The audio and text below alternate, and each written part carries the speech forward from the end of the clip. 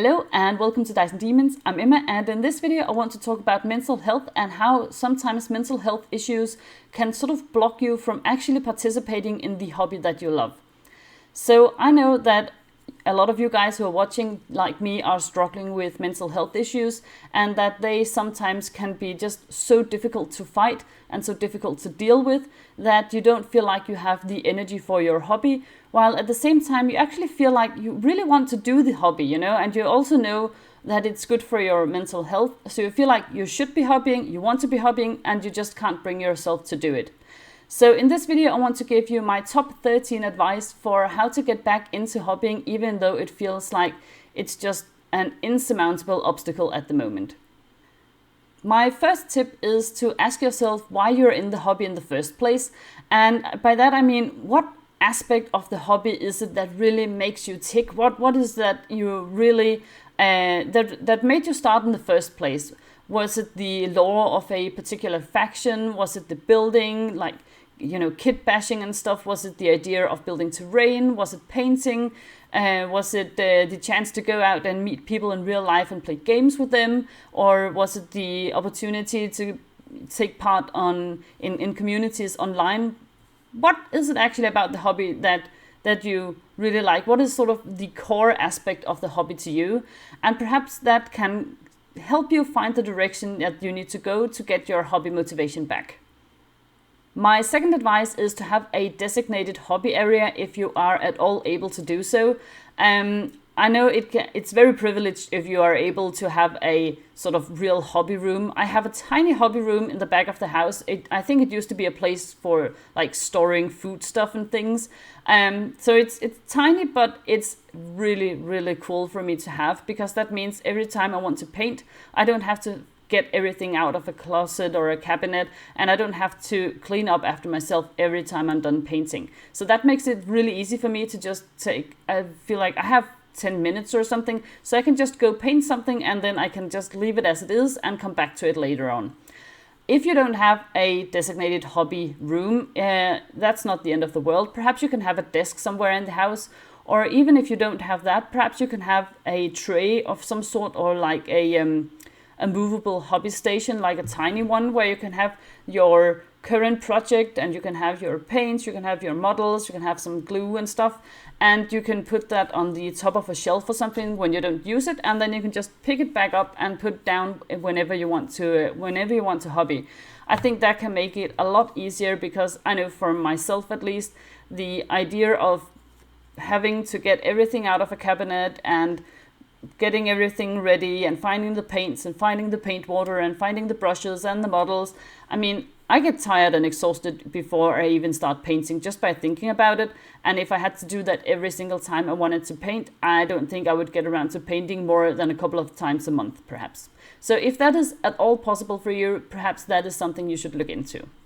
My third advice is closely related to the second advice, and that is to clean your hobby desk or your hobby area or your hobby room. And that, I know, can sound a lot easier than it actually is to do, because cleaning up, if you're dealing with mental health issues, can feel so difficult. It can feel completely undoable, really. So I definitely know that feeling, but perhaps you can set yourself a tiny goal, like I have to clean up for 2 minutes, or I just have to get all the paint bottles into a box or something. Like, do one tiny thing and see if that motivates you to keep going, because I know, at least for myself, when my hobby desk is just one big mess, which it often is, because I also have ADHD and I'm just a messy sort of person in general, I think.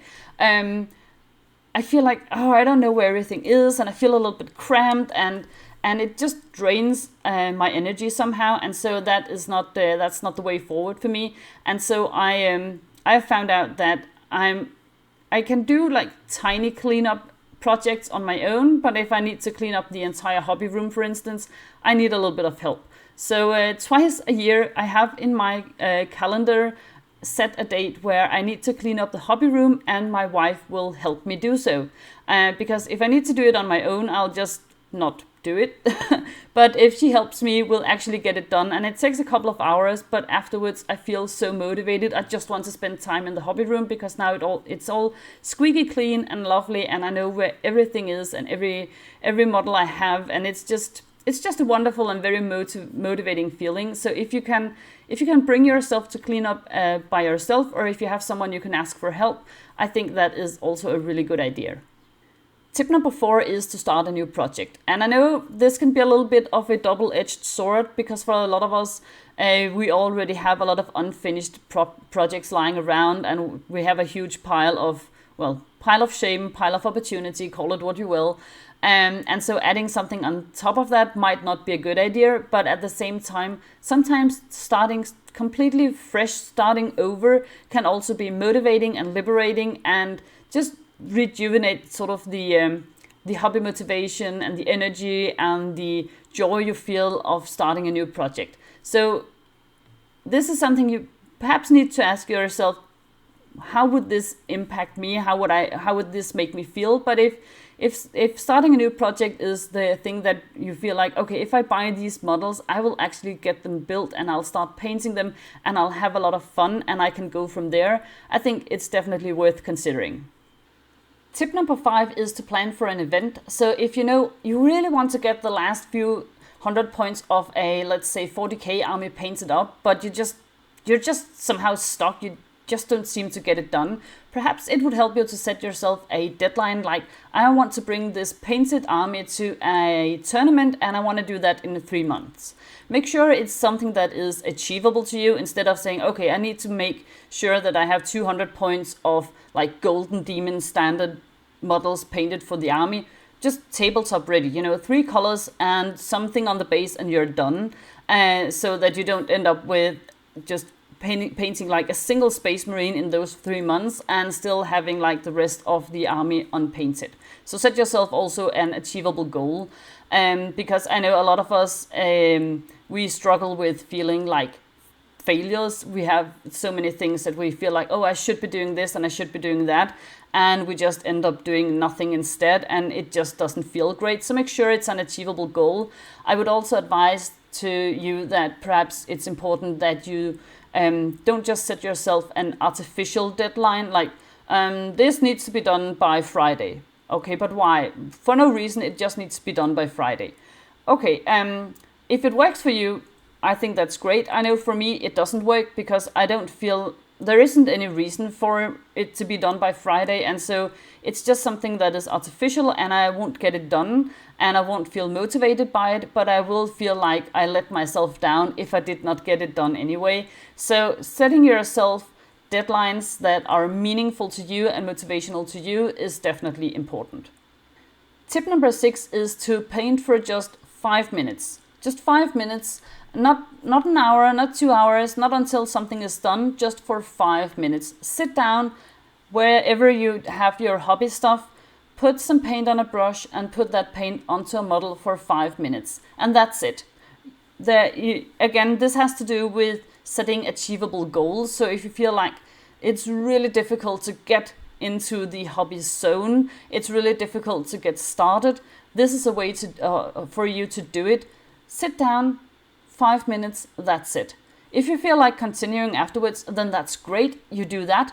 But even if you don't, you have still done something. I mean, 5 minutes of hobby time, that is so much better than no hobby time at all. And perhaps you have just sort of made a slight indent into the whole wall that is sort of blocking you from doing your hobby. So just chipping away at that wall 5 minutes at a time, that can actually make a lot of sense and be really helpful. Tip number 7 is to set an alarm clock on your phone to remind you that now it's the time for doing your hobby. It can be like, an alarm clock that goes off at 9 o'clock in the evening, everything is quiet, the kids are sleeping, and now you have an hour before you go to bed where you can do your hobby stuff, for instance. For some people, this is really, really helpful, and for other people, it doesn't work. But if it's helpful to you, I think it's definitely something you should try out. And again, set yourself an achievable goal. So if once a week, I would just love to do some hobby stuff. Well, set an alarm clock for once a week. Don't set one for every single night in the week if you know that that is just completely unrealistic. Do something where there is a fair chance that it's going to be a success instead of feeling like you let yourself down. So I don't do this myself, and that's because I do not obey alarm clocks on my phone. I should do so because that would be very good for me and my mental health in a bunch of other ways, but I don't do that. So it doesn't work for me, but I know a lot of other people that do this and who really finds that it's helpful and that it works for them. So I think it's at least worth trying out. Tip number 8 is to find a hobby group, and that can both be in real life and online, where you can share your love of the hobby with each other and where you can help each other stay motivated.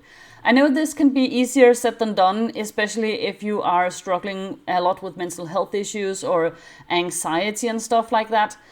So starting out, for instance, online in smaller forums, for instance, can be a good idea. But getting out and actually meeting people in real life, if there are any hobby clubs or friendly local game stores near you, that can really be worth the investment, even though it can feel very daunting to take that first step in the door if you don't know anybody. I know this for myself. I didn't know anybody in the hobby, and so the first time I went to the hobby store for a hobby night, I was terrified.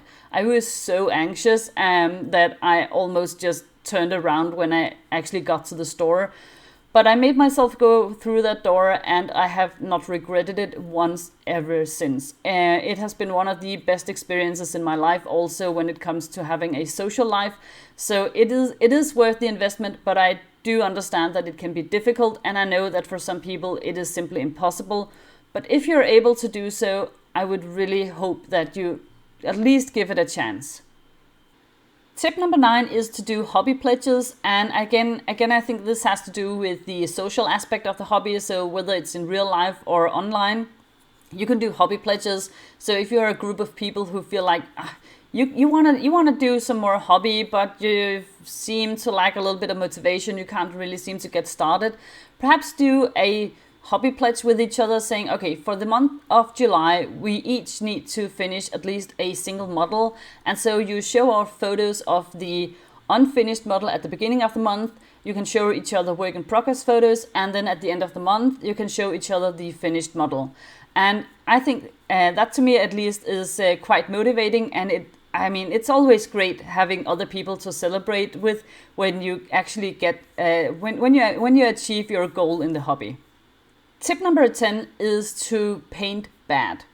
And by that I mean paint something in a way that you usually don't do, with colors that you really don't like, or with a technique that you think looks awful. And the reason for this is, I know it sounds really weird, but the reason for this is that it's actually quite creative and liberating to do something where you don't have the goal of having it to look cool or pretty or amazing once you're done. You have set yourself a goal that is completely different from everything else you usually do in the hobby, where I guess at least most people try to paint something that they want to look at, something they think look cool. But doing this just sort of turns the entire painting experience on its head, and I think that can just be extremely fun and extremely liberating. Here on this channel, I recently painted a Space Marine in the worst possible color scheme that was suggested by you guys, and it was just so much fun. It was just liberating and fun, and completely took away the anxiety I sometimes feel when I have this channel. I want to paint something that people want to look at, and that people can hopefully be inspired by. And so I feel like I need to paint something to a certain standard, or something that is interesting to other people also, not just to me. But by painting it like this, I just felt like I was completely free of all restraints. I could just do whatever, because the set goal was to make it look terrible anyways. So there wasn't any need for me to be anxious, and it was just so much fun. So try to do that. Try painting something with your if you're right-handed, try painting something with your left hand. Paint with terrible colors, anything you want to do. Finger paint a model even if you want to do that. it's just really fun to turn things on its head and try something completely different and take away all the pressure and anxiety about actually doing something well. Tip number 11 is to write it down every time you have finished a project or every time you have just completed a part of a project. And by that I mean like physically having a piece of paper where you can write down every single thing you have done. I don't know if you know the feeling if you have a lot of things to do, you have a to-do list, and writing the to-do list doesn't feel great, because I at least feel very exhausted looking at all these things I have to do that I usually don't want to do, while at the same time, getting to cross them out feels great. And this is something like crossing out stuff on your to-do list, but instead of setting yourself a painting to-do list, which can feel like a little bit of a pressure and feel like, if I did not get this done, I have failed. No, just write on that piece of paper whatever you have actually painted or built, or even if you have read something really cool from a lore book or anything, write it down, because it will make you feel like you have achieved something, you have spent your hobby time in a great way, and just looking at it makes you feel like, I have actually done a lot more than I realized, because as human beings, we have a tendency to forget stuff when we're done with it. And I have a list like this in my hobby room where I write everything down. And sometimes it feels like, this month I did not get anything painted, but then I look at the list and I'm like, I actually did manage to get some stuff done, and it just feels great. So that would be a big advice for me, to just try to write everything down that you have done. And it can even be like parts of a model. You don't have to just write down, so I painted an entire dreadnought. Okay, that is a big thing, and it probably took you a long time. Write down dreadnought left arm, for instance, or dreadnought base coat, something like that. Everything you have done in the hobby, write it down. It feels great to look at that big long list after a little while. Tip number 12 sounds a little bit strange, but my tip is actually to sell stuff that you don't like. Or not even that you just don't like it anymore, but that I'm not really going to ever get around to building this or painting it or playing with it. Then sell it, or if it's not really something that you can sell, or if selling stuff, for instance, online just feels completely exhausting and you don't want to, do the whole thing of putting it up on, let's say, Facebook Marketplace or wherever you sell your stuff, or eBay. And then you have to ship it to different people, and you have to figure out how much it should cost, all sorts of things. Donate it to something. Donate it to a thrift store if you're really low on energy. Donate it to somewhere else where they can actually use the models if you have a little bit more energy to spare, and you can find out where they would be really happy to accept your old models. For instance, I have donated some models to some sort of a workshop where they had disadvantaged youth coming over, and they really wanted to get started with the tabletop wargaming hobby, but they didn't have any money for buying the models, and so I donated a whole bunch of old models to them, and they were really happy with that. I have also given some models to a psychiatric hospital where they want to have some creative stuff, and they said that they had a lot of stuff that a lot of the female patients were happy with, like knitting and stuff, whereas some of the male patients felt a little bit more like there wasn't anything for them to do, and so they wanted to see if painting models would perhaps be something that they could be interested in, and I thought that sounded like a great idea, even though I also think that perhaps female patients would like to paint these models from time to time. And so I donated some models to that as well. So either sell it or donate it if you just have a huge pile of stuff that you're never going to use, and that perhaps just lies around and drains your energy from you, because I at least can feel like almost guilty that I have all these cool models lying around and I know I'm never going to touch them again. Get rid of it one way or another and free up the space and the energy for something that you are actually going to enjoy. Tip number 13, and the last tip here on this very long list, is to become a content creator. And I know this can sound a little bit weird if you are dealing with mental health issues and you are very low on energy. Why should you spend that little tiny amount of energy you actually have on doing content, let's say on YouTube or Instagram or whatever? But my reason for that is that for me at least, it helps. I think most people, I know a lot of people will say bad things about the way people speak to each other online. And I know there are bad apples out there, and I know you can definitely get into some unpleasant situations. I'm not gonna lie, I have also had that myself. But at the same time, most people are actually friendly and nice and cool and supportive. And to me, it's motivating to paint something up and do a video about it.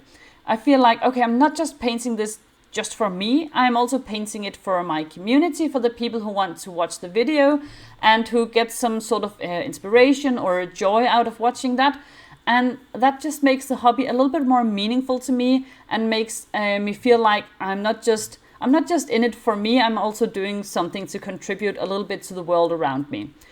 Because of my mental health issues, I don't have a job or anything, and so I really feel like I want to contribute something. And being a content creator is a very small way for me to do that, and it just is motivating to me, and it makes me happy to do it.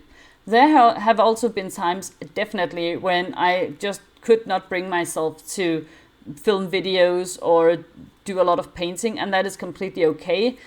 Don't set yourself, again, unachievable goals. Don't feel like, okay, I at least have to post one video a week.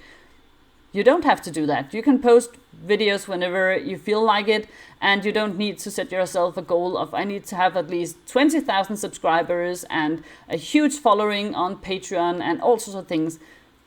I mean, if you make a video or you do a post with a tutorial on Instagram, or you just show off stuff that you've made and 2 people like it and get joy from watching that, that is a success in my book in and of itself.